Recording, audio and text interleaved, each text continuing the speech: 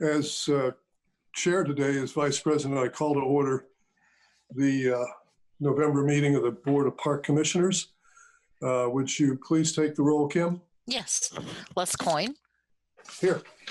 Israel Herrera. Here. And Ellen Rodkey. Here. Thank you. Take the roll, Kim? Yes. Les Coyne. Okay. As usual, we start the meeting with the consent calendar, as many of you have heard many times. This is basically the business from last meeting, a report on the financials, approval of any budget amendments, approval of the minutes, declaration of surpluses, etc. We've had these documents in our possession now for 4 days, and I assume everybody's reviewed them. In which case, are there any questions regarding any items on the consent calendar? Hearing none. What I'd like to do, Israel, would you mind making motions tonight? And that way we'll keep it clear. And Ellen, would you mind seconding? Are we good? Yeah. Okay, I will entertain a motion for the approval of the consent calendar. So I move. I'll second. Okay, it's been moved and second. Any further questions from anyone? No question. Hearing none. All those in favor, please say aye. Aye. Aye. Aye. Unanimously carried. Okay, we next go to the second area, what we term B on our agenda, which is public hearings and appearances. And this is where we take public comments, period, various awards, and staff introductions. Today, the only item we have is public comments. We wish to, if anybody wishes to make a public comment, we ask that if they want to comment on an agenda item, they wait until that time as we come up on the agenda rather. Otherwise, if it's a general comment not related to to an agenda item, now is the time we'd like to take those comments. Kim, do we have any out there? Unless what guests can do, they can either raise their icon hand. They can also leave a message in chat for me. We are Facebook Live, so Julie can let us know if there's any comments on Facebook Live. So we will wait just a couple seconds or a couple minutes to see if anybody has anything. Right now, fine. I don't have any hands raised right now, but we'll give people just a little bit of time for Facebook to see if anyone would like to make a comment on Facebook. There are thus far no comments on Facebook. Okay, it looks like we're good, Les. Good to go. Thanks, Julie Yes. and Kim. If something comes in, give me an alert, and we'll take just a couple minutes to take a comment We will. to be sure that everybody has a chance to say something. Okay. I wish to get that done as soon as possible. Basically, the agenda is broken down into two parts today. The first part, it'll take up pretty much half of it, I expect, has to do with the review of the price schedule. Now, we do that every year about this time. And as some of you that watched last meeting last month will know, that we did the preliminary review of the price schedule, where we went over it in some detail, looking at most of the all the changes actually. I would say, given the normal course of changes, this year is pretty light in terms of price changes, but there's some particular areas that I think we'll have discussed a little bit or presented to us for a little bit. Then the second item on the agenda is what I would call our annual policy cleanup action. And it's normal that through the course of actually several years, various policies, the environment, the dynamics, conditions change. And as such, you have to revise your policies to keep up with the times. And that's what we're getting into in the second item on the agenda. The rest of the items on the agenda today are basically routine approvals of contracts. So we can get through that pretty quickly. So now, Paula, are you on board? Ouch.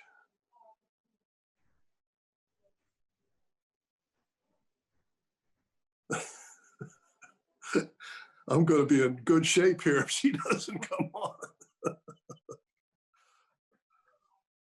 Les, I can go ahead and start with the first item, which is the price schedule.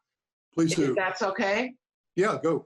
Sure. So Becky Higgins, Recreation Services Division Director. We went over the different items or prices last month on the Recreation Division that were having changes. And just to briefly go over them again tonight, the first one being the fees and charges for farmers market. And we had looked at what comes out to be about a $3 a week or 20% increase in farmers market fees. We have proposed for you a flat fee. I do want to bring to the board's attention that we have heard the Farmers Market Advisory Council is exploring some other options to do a different one that's more in proportion to booth space size. So we may come back to you later. They're providing some details and working out some ideas, and then they will present that to staff, and we will review it and work with them first before it comes to you. But we wanted to, in full disclosure, let you know that that is being considered strongly from their angle, and we aren't opposed to it at all. We just need to see how it would look and how it would carry out. So we'll go ahead with the proposed increase that we have in our price schedule for now. And then, as with everything we have, we can come back at a later date if there needs to be a change. So just to let you know that that's going on as well. So that's just with farmers market. And then going on to the gardens, there is between a $2 and $3 increase in the different gardens to bring things up to be consistent with one another. There's also, in addition to the Switchyard Park Garden, a supplemental service fee between $25 to $75 that we're including in the price schedule. And that actually is for things that we want to have that in there. So if we have additions to the gardens, we have the opportunity to offer those to gardeners. And it could be everything from compost, fertilizer, different amenities like that. And then moving on through the stages, we have offered a different price, a lower price to allow groups that want to use it for outdoor rehearsal space during COVID, the opportunity to do so at a reduced cost so that they can have places to go to rehearse that they may not be able to have indoors.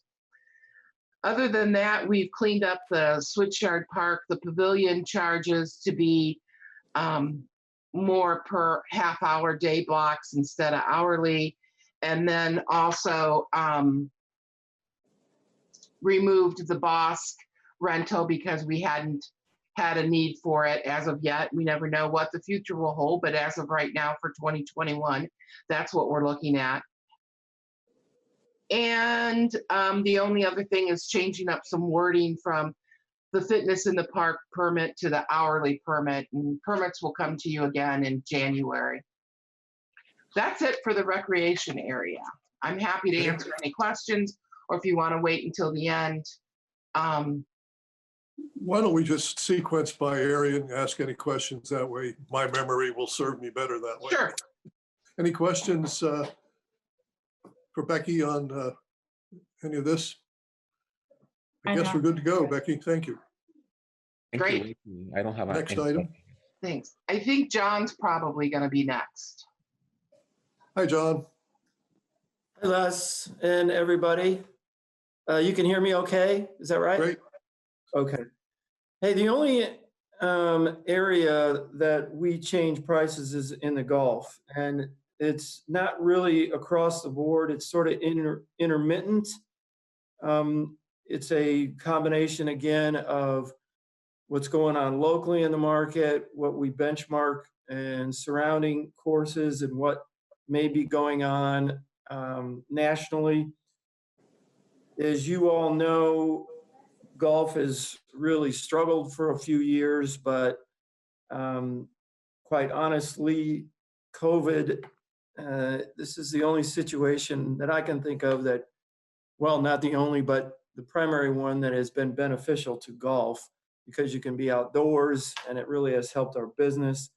But there's a lot of things going on in the market. There's certain courses that have left the market or are very struggling. So we have made the benchmark, combined with the investments that we have made, particularly in the zoysia grass, to the tune of about $600,000. We feel that in this market that we can raise and should raise some prices. And I don't know if you've got it in front of you, but it's sort of an incremental rise in some season passes, and then really some green fees, basically about a $2 raise across the board in the green fees. And that's really all I have to report, honestly. Any questions for John? I looked at them, John. I thought they were totally reasonable, and there's nothing heavy duty on them. You've got pretty good carts. You just pulled in some new carts in the last couple of years. Got a great course now. It's well irrigated, good fairway grass on at least one of the nines, and looking good generally. So it seems totally reasonable. Okay, who's up next? I don't have a sheet in front of me that delineates that.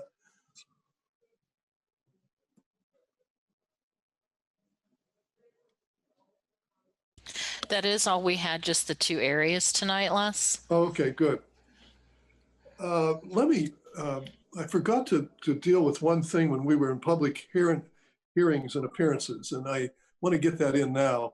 And that's where the board makes any comments or questions they may have. Israel, anything from you? What's going on the Plan Commission besides the quadruplexes? Yeah, it's discussions about the different proposals. One proposal from Habitat that was approved, and there was another one that is going to be reviewed, and it's coming back for the next meeting. Okay, keep us posted. Ellen, anything? No. I only have one comment. When I was reviewing the financials, I got to the non-reverting fund, and I don't know why I was surprised, but there's a lot of red on that, and it's obviously why.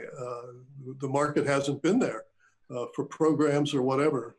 So Paula can appreciate this. I'm glad that we keep a decent reserve there and protect that reserve with everything we've got, because I think we're going to have some dipping into that fairly substantially as we end the fiscal year. Right. Can you hear me now? Yes, you're good. Oh, can you hear me now? I can hear you. Yes, Les, absolutely. We are definitely living and using our non-reverting. Our revenue is down significantly in non-reverting because of the year that we've had. And, you know, there have been years where that balance has grown pretty significantly and has just been there. But as we have said ever since the creation of our non-reverting fund, that it's there for these types of emergency situations that come up from time to time. In my history, we have never had one as drastic as this year, but at least we have that to pull from. And we have been working all year long with staff, really monitoring. Obviously, if the revenue's not there, we have to keep our expenses down. And we still have some grants or a few lines that we are still waiting for end of year reimbursements, which will help that bottom line. But we are absolutely thankful for our non-reverting balance right now because we are using it to get through this year. Okay, I congratulate you and the staff. You've done a great job trying to control expenses on this one. And I congratulate you in the past and the board for trying to protect that reserve. I think that we made commitments for the TLRC, and it's going to really be important to have that there. Okay, enough of that. Let's move on to the policy issues.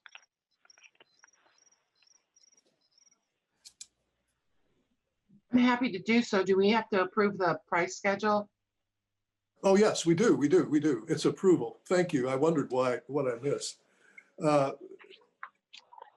Any further questions on the price schedule? No question from me. Hearing none. Any questions from the folks watching this? Kim? I do not see any raised hands right now. And Julie, do you see anything on Facebook? There are no comments on Facebook. And nothing in my email. Okay. Well, no further questions. Any further discussion? We need a motion when we can then have any discussion we wish. But Israel, can we have a motion? I move to approve the 2021 price schedule. I'll second. Okay. Moved and seconded. No further discussion. Hearing none. All those in favor, please say aye. Aye. Aye. Aye. Unanimously carried. Thank you, Becky and John. Now we can get to the policy changes. So I'm going to go ahead and fill in for Leslie today. This is her area that she's been working hard on, and staff recommends approval of the following updated Parks and Recreation policies. They are numbers 2120, 7010, 9010, 13090, 13100, 13110, 13150, and 13160. And I'll go into a little more detail on that because I know that doesn't say much. But just to let you know, the Parks and Rec Department has a policy manual that guides the procedure and processes for our department. Periodically, these policies are reviewed and updated as our facilities and processes change. Updating the policy manual is also a requirement in our CAPRA accreditation standards, which we have coming up in 2021. So in review, policy 2120 is our equipment rental policy by the public, and all that was done there was some updated equipment list and availability. In policy 7010, which is general finance, updated language concerning the tracking of donations, as well as updated language on the end of the day reports and responsibilities. Policy 9010, which is the Parks Foundation bylaws. These were updated by the Parks Foundation in 2015, but they were not updated in the policy manual at that time. So it's the consistency, just making sure that's the same. Policy 13090, which is animal restriction in parks. Updated language to include no pets at the farmer's market, in the food selling area, and remove People's Park as a restricted area. We removed information about the initial resolution made by the park board. There was just some wording that was inconsistent, and we're trying to make all the policies very consistent. Policy 13100, which is our mobile stage policy.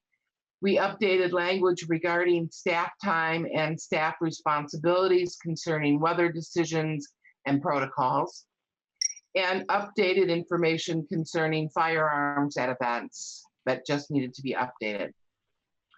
Policy 13110, land acquisition.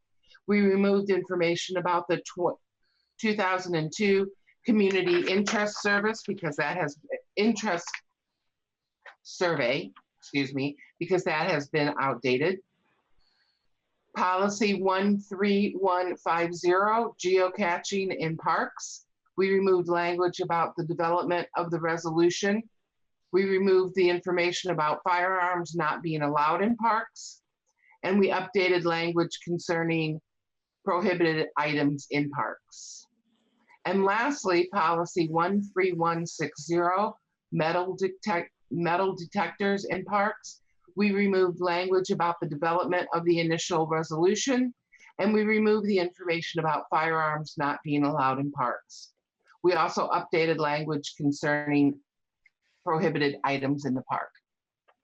And that's really it. A lot of just housekeeping details on these policies, making sure we have eyes on them periodically to make them consistent and updated with what's going on as the years change. Okay. Any questions for Becky on the policy changes, which are truly largely housekeeping? We've got all the firearms out of the various policy statements after the state changed the statute on that. So that's taken care of. Israel, anything? So regarding the 13090 with the restrictions, no, actually it's the, animal restrictions in parks, 13090. So this would be this include also the service. Service animals are allowed and will always be allowed. Okay. And actually, let's answer my question. So the removal of the firearms came from the state legislation. Yes, it was. Yes. Yeah, we don't want to talk about it, but we literally banned all firearms in the park, and then they changed their position. We had to go with it.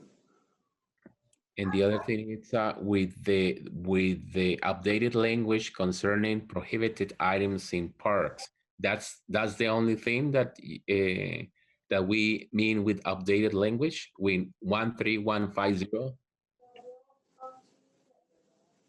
Well, we moved. There was some language about the development of the resolution that we that were on some of the policies, but not all of them, and so we cleaned them up to all be the same.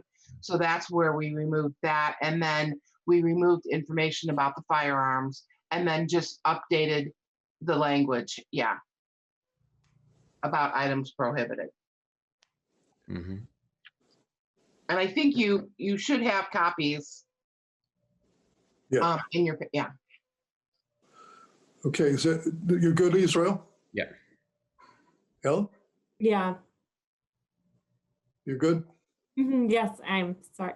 You know what, on this last item we just discussed, Becky, I think it would be good for people listening in and as a matter of record to outline the items that are not allowed in parks so people are clear on that. I don't have it sitting in front of me, and I apologize for that. I can look it up real quick and get. And No, that's all right. It's things like bows and arrows, pellet guns, any kind of thing that could bring bodily damage to people, basically. Yeah. We just don't want those in the parks. And I know some of them are pyrotechnics and things like that we cannot have in our parks. Yeah, the list is alcoholic beverages, drugs, other illegal substances, fireworks, air rifles, paintball guns, bows and arrows, crossbows, swords, pellet guns are all prohibited. Ellen to the rescue. Thank you for your split screen. Yeah. And Mark, we will always present these policy updates with the edits. So you'll see what we took out just for historical information, what we're removing, and then redline in what the changes are. And then once you all pass them, then we'll accept the track changes and go forward from there. It's very helpful. Thank you. Okay. Any other questions or comments from the board? Okay, do we have anything from the folks watching? Give it a few minutes.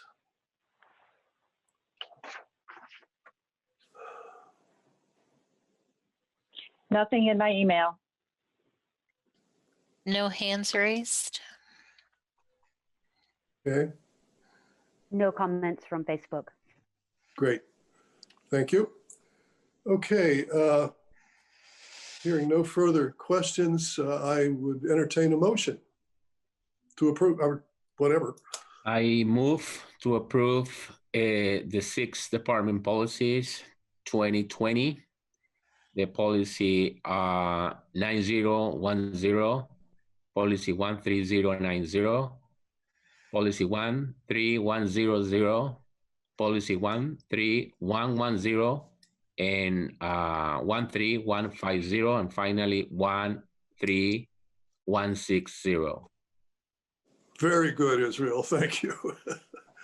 Ellen, it's been moved and seconded. No further questions? Hearing none, all those in favor, please say aye. Aye. Aye. Aye. Unanimously carried. Thank you. Thank you. Okay, now we get to the contract section. We're moving along at a nice clip here. Thank you. The approval or review of and approval of the contract with Ecologic for invasive plant management at Griffey and the Miller Showers Pond. Good afternoon. This is Joanna Sparks, City Landscaper. Can everybody hear me? We sure can. Okay, wonderful. Well, I'm here this afternoon to present 2 contracts involving vegetation management on our properties. The first of which is with Ecologic for invasive plant management, as Les said, at Griffey Lake Nature Preserve and at Miller Showers Park. The work to be performed at Griffey Lake Nature Preserve is management of non-native invasive species lesser celandine.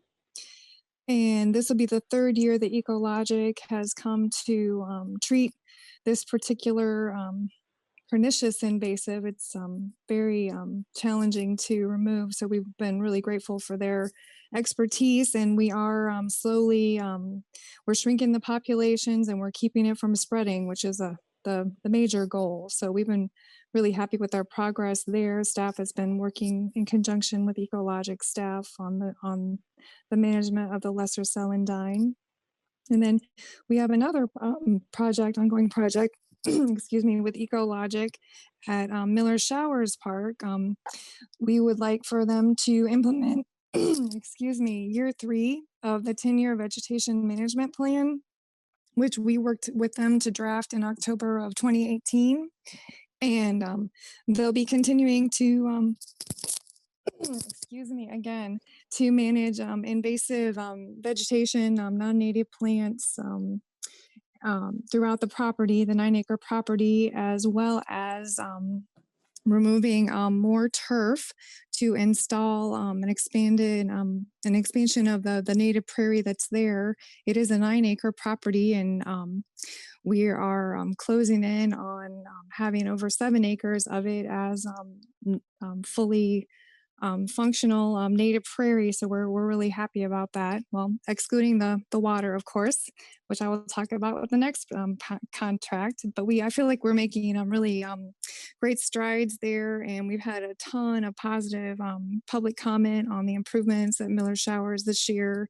So we've been really happy with the increase in biodiversity and just general curb appeal there.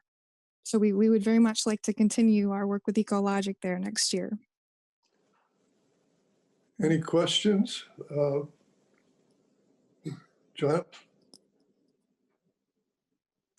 I just want to make a comment. It is looking really quite good, and Ecologic has been a successful partner for quite a while. They understand our sensitivity to the environmental issues, which is really quite nice. Okay, anything from online or whatever? Any questions from folks in the audience?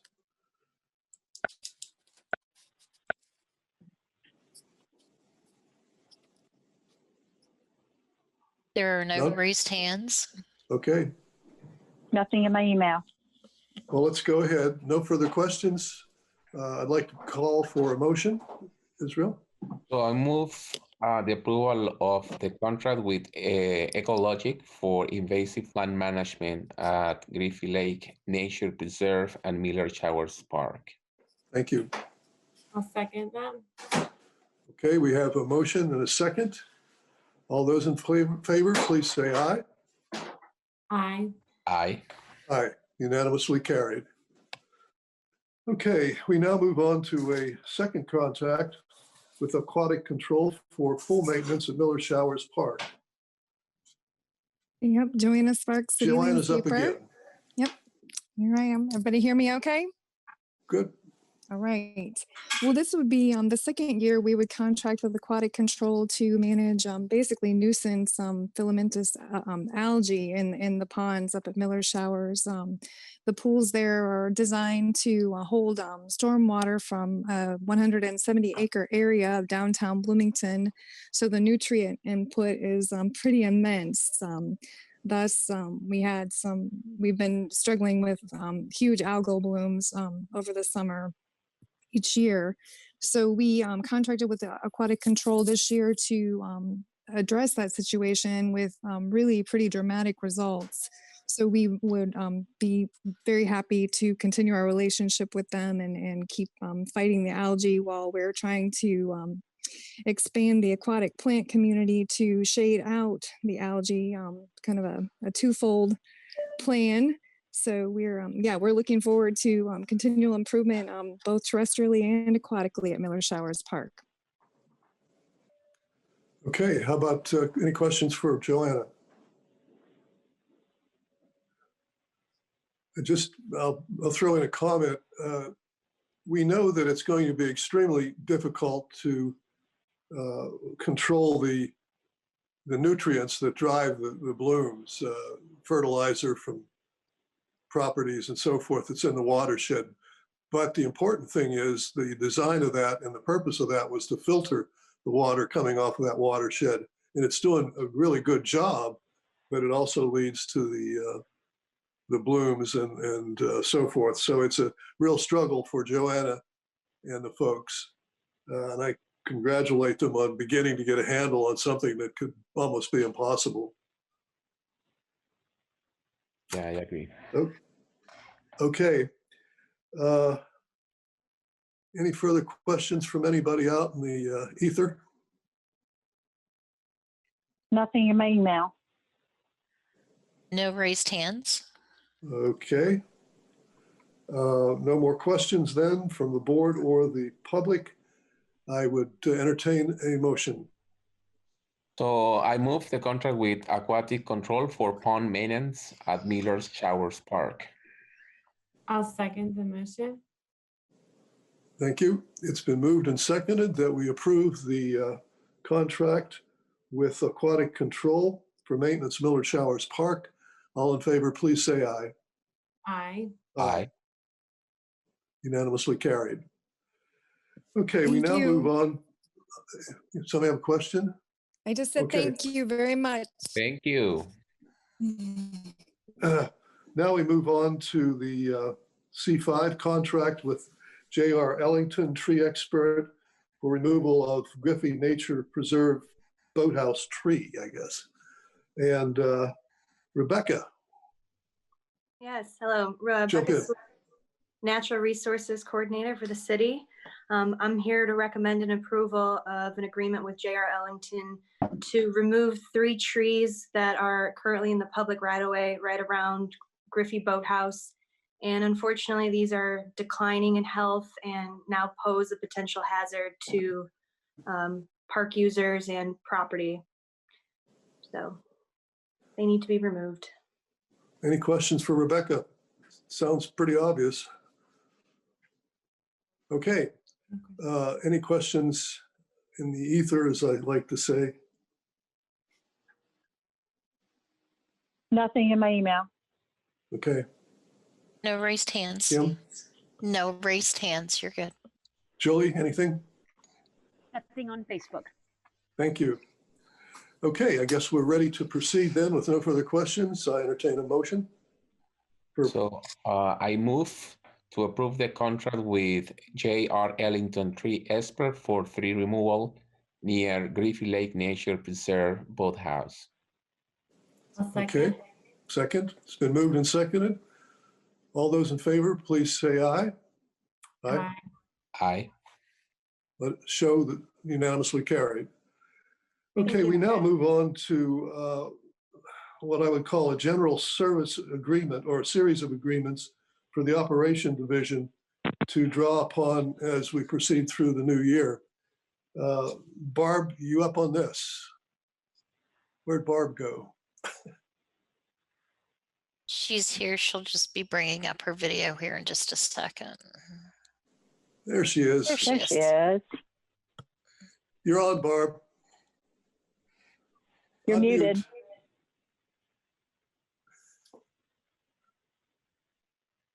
Okay. You're good. Sorry, You're you hear good. me? Okay, sorry about that. I'm using I do it my all the iPad. time.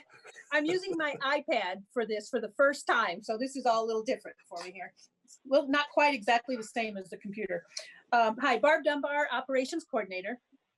Staff would recommends the review and approval of 9 service agreements for the operation and the sports divisions.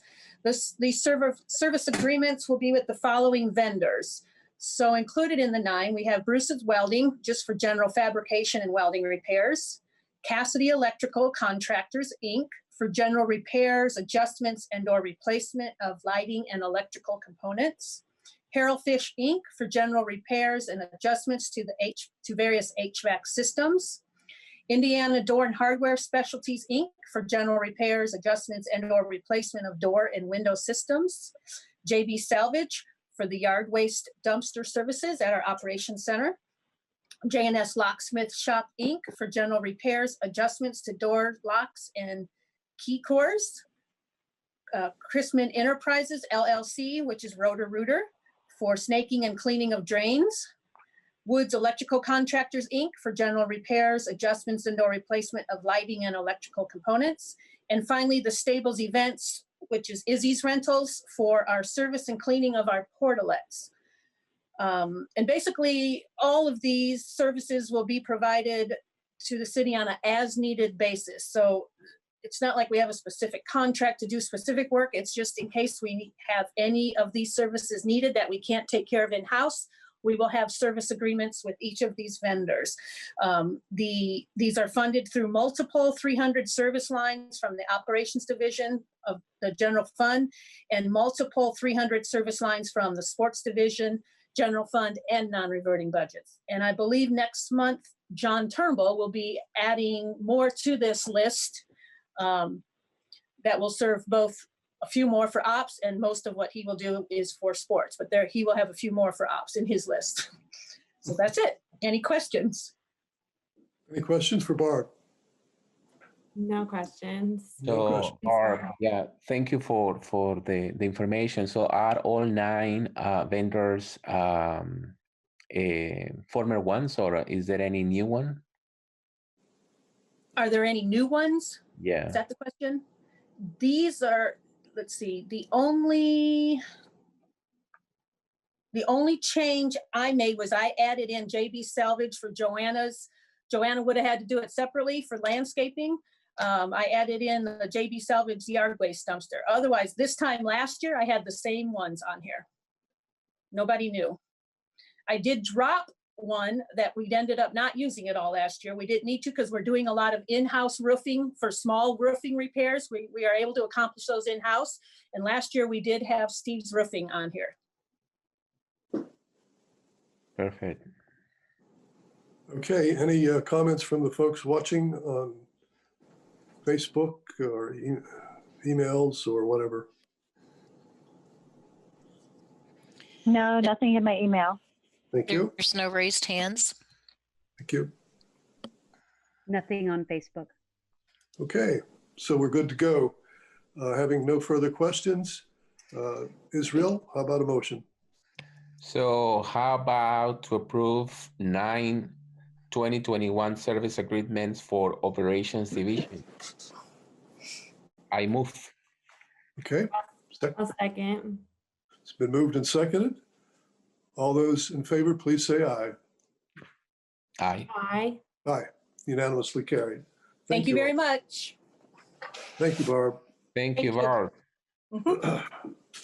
Now we're going to a C7 service agreement with RLR Associates for Switchyard Park dedication element. You Good need to afternoon. explain that. Good afternoon, Julie Ramey, the Community Relations Manager for the City of Bloomington Parks and Recreation Department.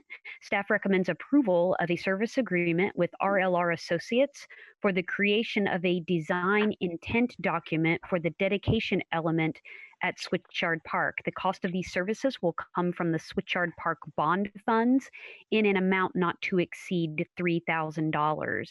RLR Associates designed the logo for Switchyard Park as well as the logo for the Cascades Golf Course, and you may recognize their name for their collaboration with the city staff on the gateway elements.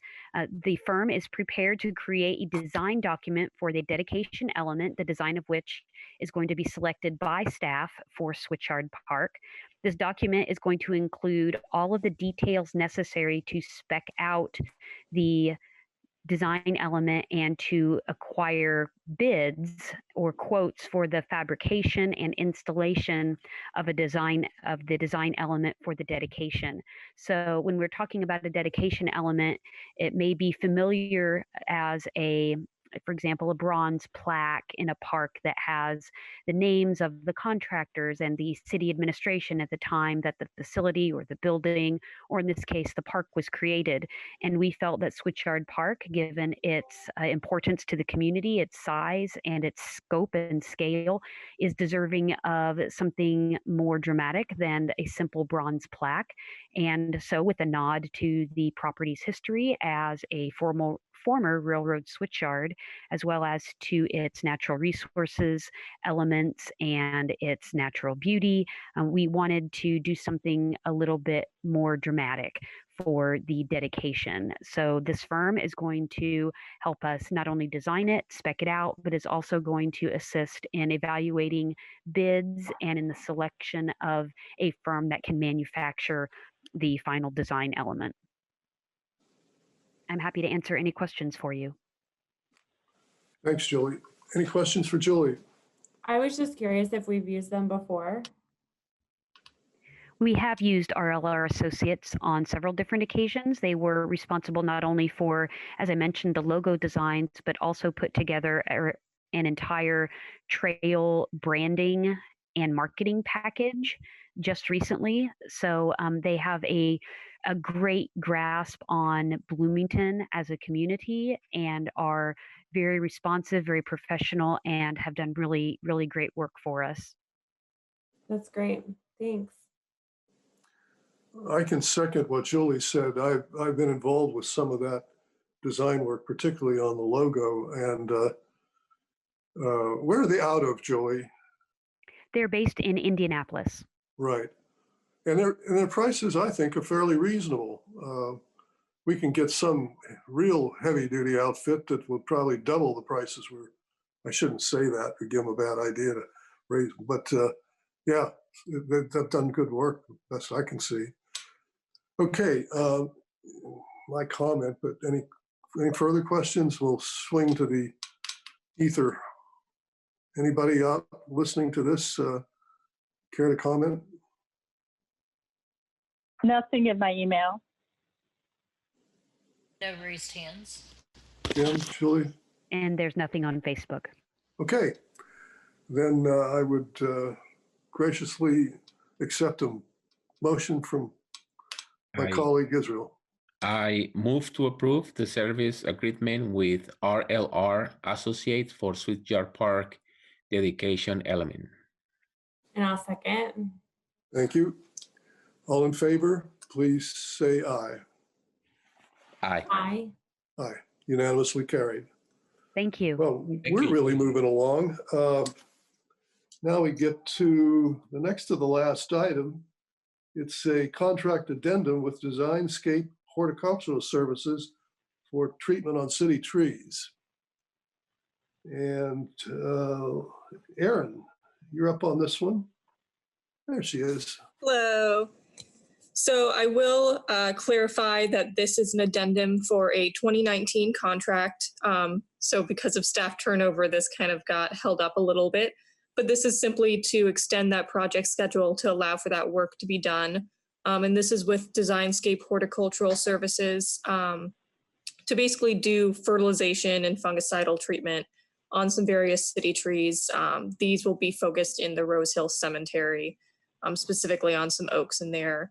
This addendum, this amendment doesn't change anything about the pricing or anything other than just we passed the deadline and hoping to actually still utilize the money that was set aside in 2019 to finish out these services.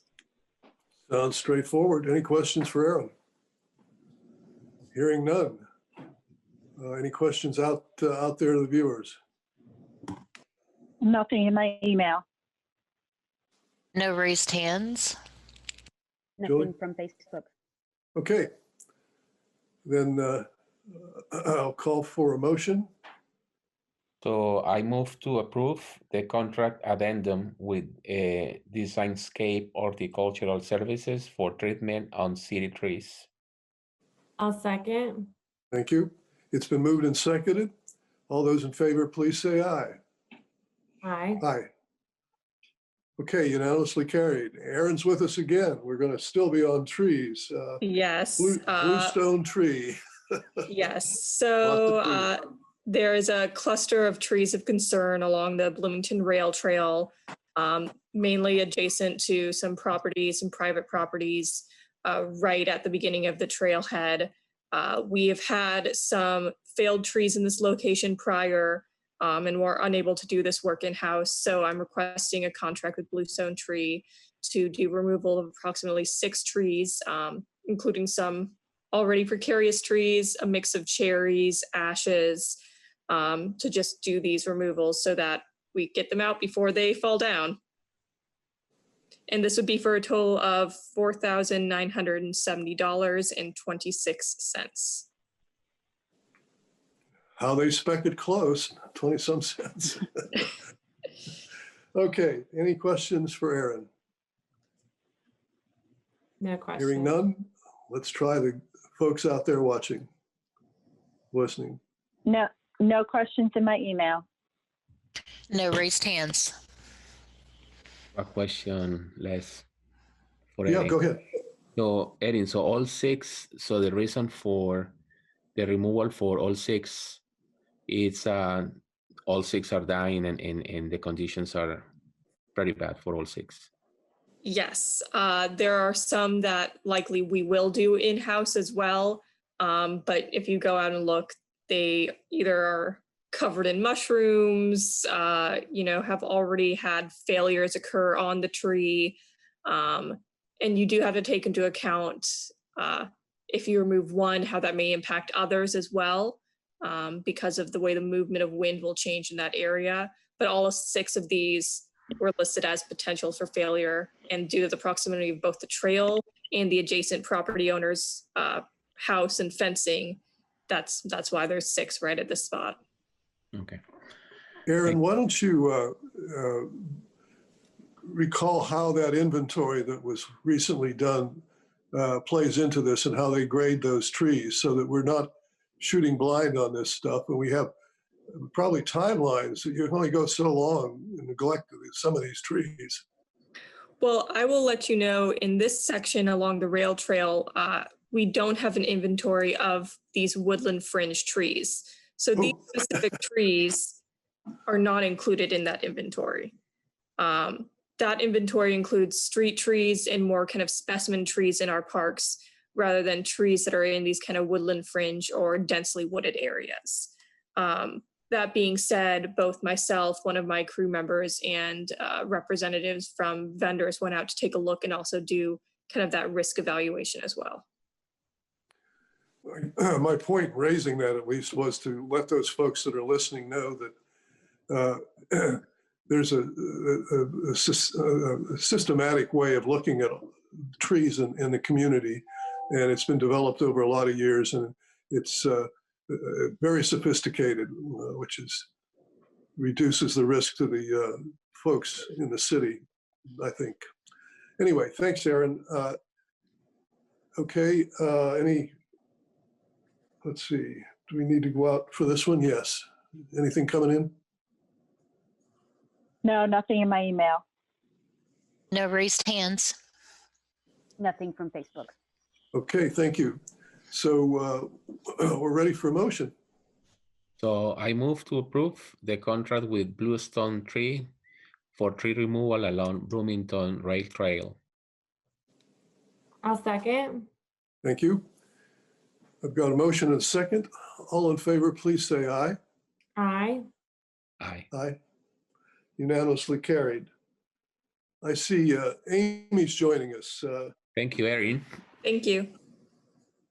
We are now through the actual approval area of the agenda, and my battery's going low here. Can you still hear me? Yes. Yes. Okay. Amy, why don't you go ahead and I'll put this on charge. Sounds good. Thank you all for your time this afternoon. I'm here to give sort of the once a year report on Kid City programs. As you know, it's been a different year. I'm sure you've heard that over and over. And that's been the same with Kid City. We did operate our summer camp at about a third of capacity with both campers and staff. And we did this safely under the CDC protocols. The American Camp Association, which we carry accreditation with, was instrumental in the guidance that we received. And our spring was spent basically changing our whole program to make it into a pandemic-friendly camp. And I'm very proud of how everyone pivoted and did a great job.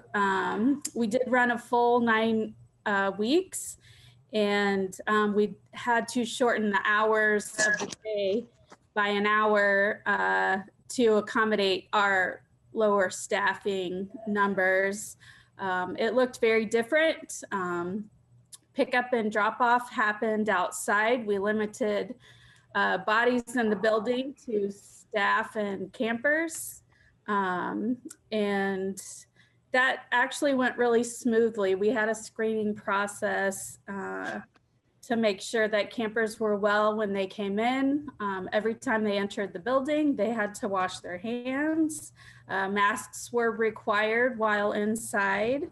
We did a lot of games that focused on social distancing and fun ways of teaching the kids what 6 feet were and that kind of thing. It went really well. I do have a video that I'd really like to show. I'm not sure if the technology will be with us today or not, but Are you ready, Amy? Yeah, that's it. Thank you so much, Kim. You're welcome.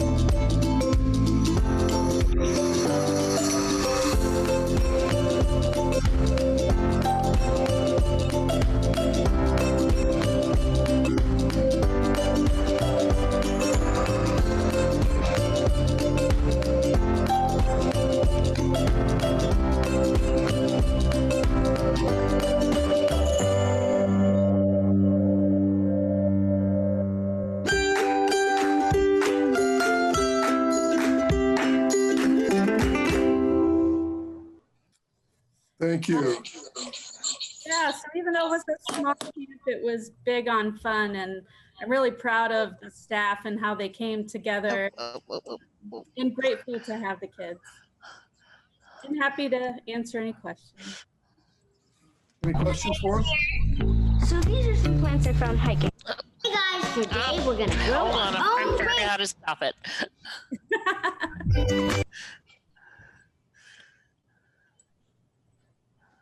There we go. Sorry about that.